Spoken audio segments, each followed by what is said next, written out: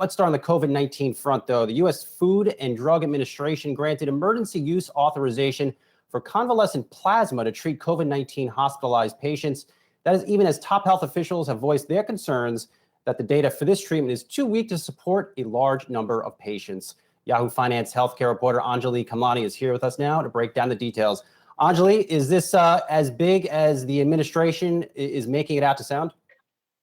Thanks, Brian. So right now, what we know is that this treatment has been sort of used in hospital settings, and it's still a trial treatment, if you will. There has been no placebo-controlled drug clinical trial just yet on it.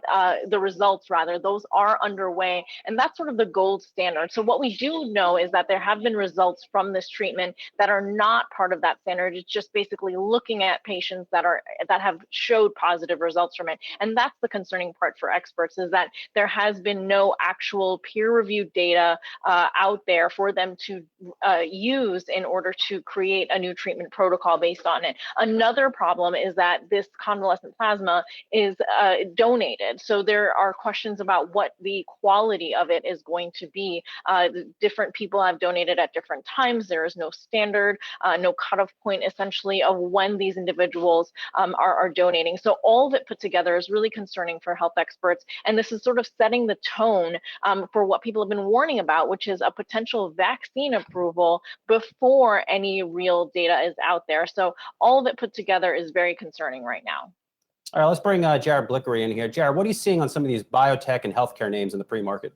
Yeah, biotech is largely up this morning. We see AstraZeneca as a standout, up nearly 4% in the pre-market, just kind of flat over the last 3 months. Also seeing some movement in, Sanofi here. We have Sanofi up nearly 3%. But let's take a longer-term look at what biotech and healthcare have done over the last few months here. We're going to take a look at the last 3 months and sort by performance, and we can see some real standouts. Novavax up 175% in the upper left, Vaxart up 173%. So a lot of the COVID vaccine plays getting a lot of play here. And to the downside, we see Teva Pharmaceuticals. They have their own issues with the opioid epidemic and the fallout from that. But a standout is also Gilead. They had surged early on in the COVID crisis due to the remdesivir treatment, but kind of fallen off lately. And in fact, if we just take a look at biotech as a whole, this is biotech as a whole, looking at a biotech ETF, we can see that it's really been under pressure lately. That has to do with some of the negative comments that we have in Congress and from the administration putting pressure on drug prices. So as we head into the election, kind of expected that there's going to be more rhetoric shaping the biotech space. But this morning, largely positive, Brian.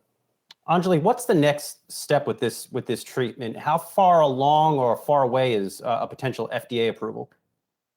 So they're looking at not really that far away. We know that the trials are underway, and they have been since April. So there's a much higher chance of us getting news soon. And back to those biotech stocks, just so you know, those are actually the rumors that I was talking about an early vaccine approval. AstraZeneca is rumored to have had discussions, even though they've denied that, with the administration on that front. So that's actually what is boosting some of these vaccine stocks right now.